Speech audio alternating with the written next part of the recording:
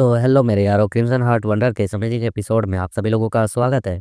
तो जैसा कि हम सभी लोगों ने लास्ट एपिसोड में देखा था कि जनरल वेई यान ने कहा था कि अभी भी जो मैच जब स्टार्ट हुआ उसके बाद हम लोगों ने सिटी के बाहर एक फॉर्मेशन बिछा दी थी, जिसकी वजह से अब यहाँ से बाहर कोई भी नहीं निकल सकता है बिना हमारी इजाज़त के। इसलिए उन्हें अभी भी ढूंढने का हमारे पास मौका है।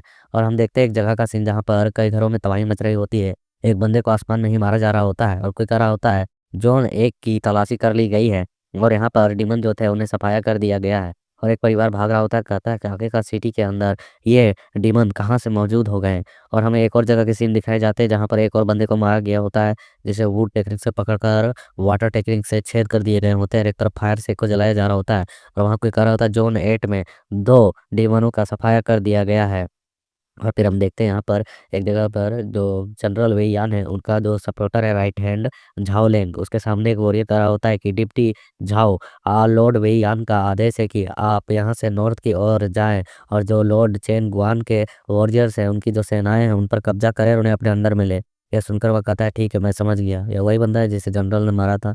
और हम देखते हैं यहाँ पर ये अपने मन में कह रहा होता है आखिरकार जो जनरल है वह डीमनों को यहाँ पर खत्म करने के लिए हर एक कोशिश कर रहे हैं, लेकिन पता नहीं वाइस जनरल जो चैन सिंह था वह उनके साथ शामिल था बॉन सेक्ट के साथ। उसने यहाँ पर कई सारे लोगों का घुसपैठ करवाया होगा, कई लोगों को अंदर बुलवाया होगा। और फिर हम देखते लगातार तबाही मच रही होती है उस सिटी में जगह जगह पर। और जहाँ पर वो तबाही मच रही होती है उससे थोड़ी सी ही दूरी में वह अरीना भी होता है जहाँ फाइटिंग चल रहा होता है। तो हम देखते हैं इस कछुआ दादाजी को जो कह रहा होता है कि मिस, हमें अब लगता है यहाँ से हवेली की ओर रिटर्न जाना चाहिए। यह सुनकर किंजी कहती है लेकिन मैं अभी भी एना के साथ यहाँ पर खेलनी चाहती हूँ। हम देखते हैं एना भी कह रही होती है ब्रदर आखिरकार बाहर की ओर पटाखे क्यों फूट रहे हैं। तो हम देखते हैं यहाँ पर वो वांग कहता है कि चिंता मत करो, तुम्हारा भाई तुम्हारे साथ यहीं पर है। और फिर हम देखते हैं कई सारे जो मतलब कि वॉरियर्स जो होते हैं उनको लगातार मार्च करते हुए सिटी की ओर मतलब घाट को और बढ़ाते हुए। तो हम देखते हैं उन लोगों को ऐसे कार्रवाई करते हुए थे कि ये लोग कहने लगते हैं कि आखिरकार चल क्या रहा है यहाँ पर, इस तरीके से ब्लास्टिंग की आवाज़ क्यों आ रही है। दूसरा कहता है हो सकता है कि जो वांग फैमिली है उन्होंने जश्न मनाना शुरू कर दिया होगा, इस वजह से। कोई कहता है कि शहर के पहरेदार हरकत में दिखाई दे रहे हैं, क्या हमें कुछ जाकर देखना चाहिए। तीसरा कोई कहता है लेकिन फिफ्थ ईयर का जो अभी मैच वैच चल ही रहा है, अभी हमें और भी इंजॉयमेंट करना है। फिर हम देखते हैं बस सिटी लॉर्ड को जो कहता है कि घबराओ मत, अभी मैच यहाँ पर कंटिन्यू रहेगा। और जो के प्रिंसिपल होते वह कहते हैं कि बोन सेक्ट 200 वर्षों से उनका नष्ट किया जा रहा है, उनका सफाया किया जा रहा है। और हमारे ग्रेट एल्डर जो कि 9 वर्षों से इनकी शुद्धिकरण कर रहे हैं, इन्हें खत्म कर रहे हैं, निपटा रहे हैं। इसके बावजूद भी इनके बंदे अभी भी जिंदा हैं, इनके अवशेष अभी भी बचे हुए हैं। तो हम देखते हैं सिटी लॉर्ड कहता है क्या तुम सचमुच में हैरान हो या फिर हैरान होने का दिखावा कर रहे हो भाई। तो हम देखते हैं सुन प्रिंसिपल कहते हैं अपने दाढ़ी सहलाते हुए तुम्हारा कहने का आखिरकार मतलब क्या है। ये सुन सिटी लोड हंसते हुए कहने लगता है कुछ नहीं, बस मैं यहाँ पर ये बताना चाहता था कि ये जो बोन सेक्ट है इसका सफाया करना इतना भी आसान नहीं है। लेकिन यह सोचकर ही आज मुझे खुशी हो रही है कि वे कमीने आज हमारे जाल में फंसे हैं, हमारी सिटी के अंदर आए हैं। आज उन्हें यहाँ से किसी भी कीमत पर बचकर निकलने के लिए नहीं दिया जा सकता है। आज मैं यहाँ पर किसी भी तरीके की गड़बड़ी को फैलने की इजाज़त बिल्कुल भी नहीं देता हूँ। और फिर हम कुछ देर बाद का सीन देखते हैं जो कि यहाँ पर उस फ्रेग्रेंस हवेली की जो वेश्या होती है जो मेकअप वेकअप कर रही होती है, वहाँ उसे आकर एक बंदा कह रहा होता है कि सेंट लेडी आपको यहाँ पर थोड़ी सी कार्रवाई करनी होगी, अन्यथा हमारे जितने फॉलोवर हैं वो मारे जाएंगे। तो वह कहती है कि मैंने तुम लोगों को पहले ही कहा था कि लालच करने की आवश्यकता नहीं है। आखिरकार अंडरवर्ल्ड नेदर कैंडल का नाम सुनते ही तुम लोग पागल हो जाते हो।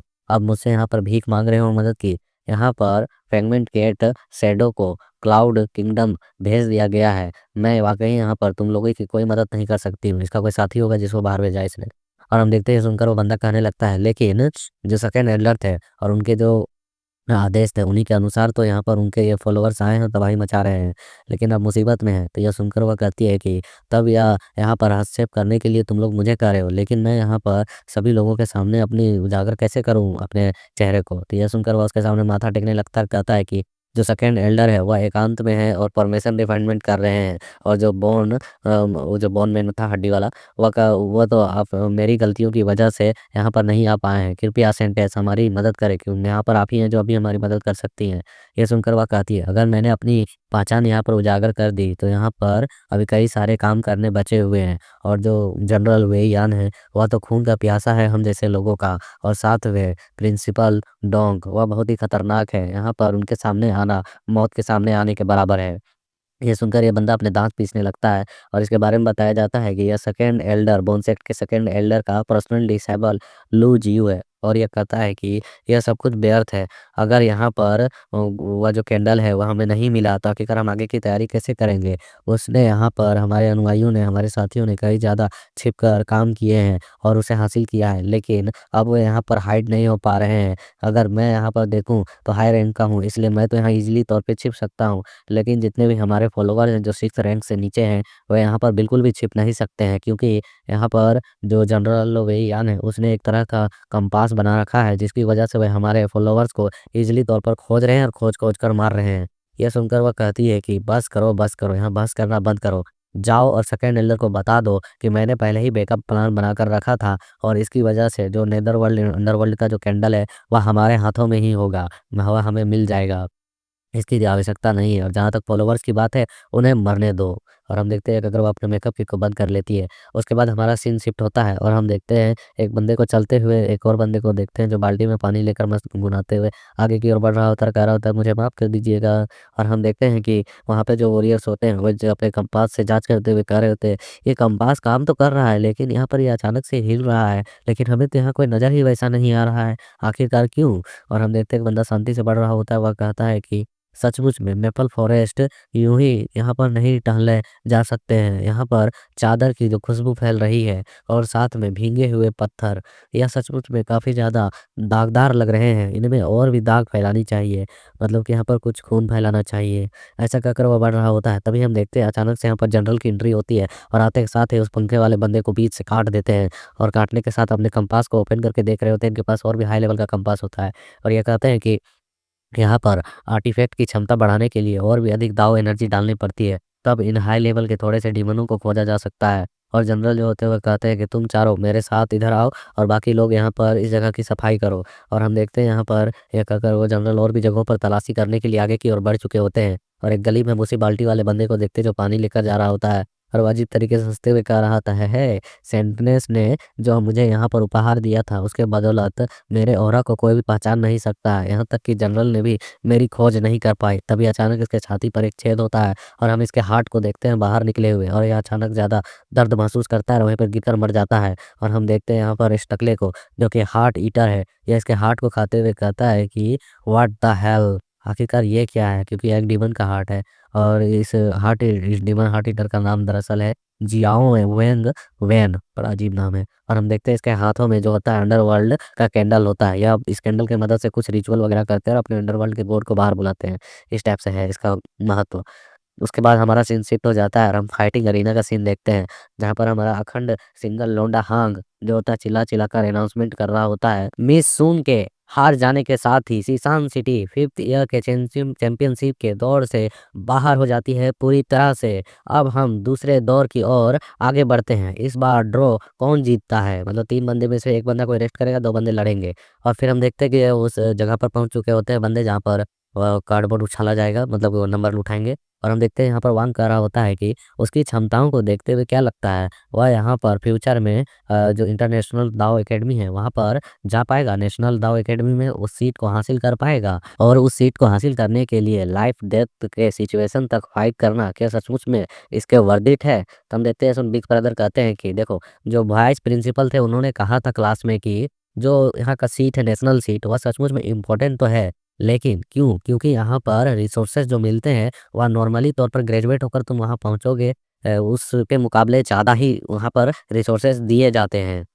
और वह यहाँ पर पूरे तरीके से ड्राइंग को दिखाया जाता है और कुछ चीज़ों के बारे में विस्तार से बताते हुए कहता है कि जो हमारा झाओ एम्पायर है, यहाँ पर इस एम्पायर के द्वारा प्रत्येक सिटी के दाव एकेडमियों के बीच में जो कंपटीशन कराया जाता है और फिर उन कल्टीवेटरों को जो उनमें से चूज किए जाते हैं उन्हें दाव एकेडमी में, नेशनल दाव एकेडमी में एंट्री मिलती है और उसके बदौलत उन्हें कई सारे जो रिसोर्सेज मिलते हैं नॉर्मल स्टूडेंट से 10% अधिक बढ़ाकर मिलते हैं, जिनका उपयोग वे आसानी तरीके से कल्टीवेट करने में कर सकते हैं और अपने पावर्स को और भी ज़्यादा तेज़ी से बढ़ा सकते हैं। अधिक रिसोर्स प्राप्त करने का मतलब है और भी अधिक क्षमता को प्राप्त करना और उनके लिए यह सकारात्मक चक्र बन जाता है जो बढ़ते रहता है। और दूसरी ओर जो यहाँ पर उससे कम रिसोर्सेज को प्राप्त करते हैं, वह सिर्फ एक सीट को ले पाते हैं, किसी तरीके से पहुँचते हैं, लेकिन उनकी कठिनाइयाँ थोड़ी अधिक होती है, जिसकी वजह से उनके लिए कल्टीवेट करना थोड़ा-सा मुश्किल हो जाता है।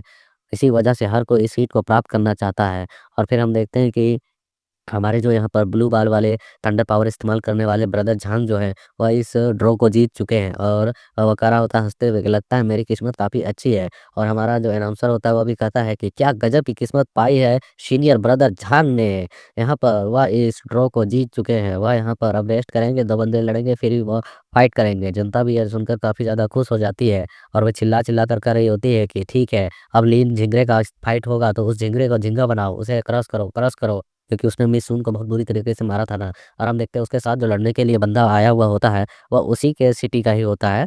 मतलब कि जो बंदे यहाँ पर 3 एरिना में लड़ रहे हैं, उनमें से होता है कि हर सिटी के 2 बंदे 2 एरिना को कैप्चर करेंगे। इस तरह के निचले बार में जो फाइटिंग हुई उसमें भी था। हम लोगों ने देखा था कि अपने ही सिटी के 2 भाई आपस में लड़ रहे थे, ब्रदर्स जो होते हैं, मोटा भाई और जंगली भाई। तो यहाँ पर हम देखते हैं जो जिगरे होता है वह कहता है कि तुम यहाँ पर हार मान लो, मैं यहाँ पर उस झांग लिंचुआन से लड़ना चाहता हूँ, थंडर बॉय से। ताकि मैं उसे जमकर पीट सकूँ और घायल कर सकूँ। फिर तुम यहाँ पर उसके साथ लड़ना और आसानी तौर पर सेकंड स्थान को प्राप्त कर लेना। तो हम देखते हैं इनके बीच में यहाँ पर ब्रदर थंडर भाई यहीं पर होते हैं और वो कहते हैं, अरे यार तुम लोग ऐसा बात कर रहे हो जैसे मैं यहाँ पर हूँ ही नहीं। क्या तुम लोगों ने मुझे यहाँ पर नज़रअंदाज कर दिया? बेधड़क मेरे ही बारे में बात कर रहे हो पीटने की। हम देखते हैं सुनकर यह कहता है झिंगरे की, आप यहाँ पर हो या ना हो, इससे क्या ही फ़ायदा है? बेहतर होगा कि आप यहाँ पर अभी ही हार मान लें और क्योंकि अंत में वही रिज़ल्ट होने वाला है जिसके बारे में मैं बात कर रहा हूँ। तुम यहाँ पर लास्ट आओगे, इसके अलावा कुछ नहीं, खुद का नुकसान करवाओगे अगर लड़ते हो तो। तभी हम देखते हैं इसी के जो सिटी का बंदा होता है, वो कहता है कि नहीं, मैं यहाँ पर ऐसे ही हार नहीं मानूँगा। यह सुन वो हैरान होता है, कहता क्या? क्या तुम नहीं हार मानोगी? तो वहाँ उसके बारे में बताया जाता है और इस बंदे को दिखाया जाता है। यह 5th ईयर का स्टूडेंट होता है वांगजी सिटी का और इसका नाम फू बाओ होता है और ये काफ़ी ईमानदार फेस वाला लड़का है और ये कह रहा होता है, मैं हार नहीं मानूँगा। मेरा जो कॉम्पिटिटर है, चाहे वह कितना भी ताकतवर क्यों ना हो, मैं पूरी ताकत से साथ लड़ना चाहूँगा और अपने ट्रू दाव के अर्थ के साथ आगे बढ़ना चाहूँगा। ये सुनकर ये कहता है उसे घूरते हुए, ठीक है, तो फिर इसके अंजाम को भी भुगतने के लिए तैयार रहना। और हम देखते हैं उसके साथ जो उसका साथी एक और होता है जिंगुल, जिसके साथ वांग की फाइट हुई थी। वह चिल्लाकर कहता है, बेवकूफ़ फूब आओ, क्या तुम पागल हो गए हो? क्या तुम्हें अपनी हदें पता नहीं है? और फिर हम देखते हैं हमारे अनाउंसर को जो जोश में आते हुए कहता है कि वाह! यहाँ पर झिंग लिंगरे जो कि छठे दर्जे से भी ऊपर लेवल का कल्टीवेटर है, उसके साथ फू बाओ जो कि 6th लेयर का कल्टीवेटर है, वह यहाँ पर इसके साथ फाइट करने को तैयार हो चुका है और वह यहाँ पर ईमानदारी से फाइट करते हुए इस जीत को हासिल करना चाहता है। सचमुच में अब मेपलवुड फॉरेस्ट सिटी की अब जो जीत है वह थोड़ी-सी अच्छी लग रही है क्योंकि थंडर भाई यहाँ पर जख्मी नहीं होंगे अभी और असली तौर पर लड़ पाएँगे, उसका अपोनेंट पहले ही जख्मी हो जाएगा।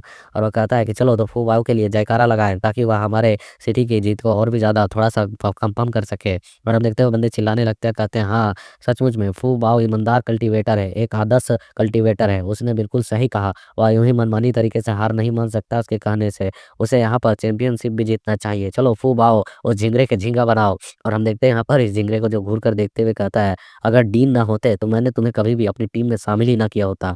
ये सुनकर वह भी कहता है कि इसीलिए तो मैं डीन के उम्मीदों पर खरा उतरना चाहता हूँ, जो कि मैं अभी तक उतर नहीं पाया हूँ। तब यहाँ पर क आवाज़ आती है बिडिंग और इसी के साथ एक ज़ोरदार इसका जो सर्पेंट होता है वह सीधे उसकी ओर हमला करने के लिए बढ़ता है। तो यह बंदा भी अपनी टेक्निक का इस्तेमाल करते हुए वाइन वॉल बाइंडिंग टेक्निक का यूज़ करते हुए अपने सामने एक बड़े से वॉल को क्रिएट करने लगता है, उसके अटैक से बचने के लिए। और फिलहाल इसी सीन के साथ यहाँ पर ये चैप्टर कंप्लीट होता है। So like, share, comment for next episode जल्द से जल्द देखने के लिए।